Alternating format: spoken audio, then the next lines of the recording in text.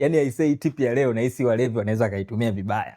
Iko hivi, kuna vilevi vingi sana na vilevi vingi waga vina arosto. Arosto ni ile hali kwa Kiingereza tunaita withdrawal, yani kwamba usipotumia hicho kitu, ile hali unayojisikia, yani kama vile mtu akiwa anavuta sigara, ile hali unayosikia ukiwa hujavuta sigara, au kama ni weed, ile hali unayojisikia ukiwa hujavuta weed, hiyo ndio inaitwa arosto. Yani unakuwa kama unajisikia unataka ile kitu. Sasa hizi arosto zote hizi haziwezi zikakuua kasoro arosto ya pombe. Yani arosto ya pombe inaweza ikamuua mtu, yani it can actually kill you.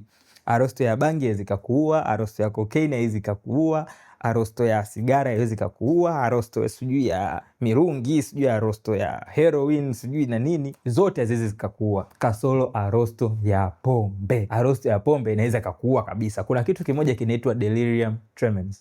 Hii kitu hiki inakuletea shida kwenye ubongo. Kwanza utaanza kutetemeka, yani it's very very dangerous. Alcohol withdrawal is very dangerous, very very dangerous. Kwa hiyo mjue tu hivyo. Kwa hiyo mtu yote mwenye ambaye anataka kuacha pombe inabidi aache with supervision ya professional au mtaalamu wa afya, ya mtu ambaye yuko addicted na pombe. Mtu ambaye hayuko addicted na pombe anaweza kaacha tu, lakini kama wewe unapata arosto ya pombe, please mtafute mtaalamu wa afya ndo a guide hiyo journey yako ya kuacha pombe. By the way, naitwa Dr. Noel. Kama unapenda tips za afya kama hizi, please consider following me. Na walevi, please msiitumie hii kama kisingizio cha kutokuacha pombe jamani. Hata kama pombe arosto yake inaua, stop drinking.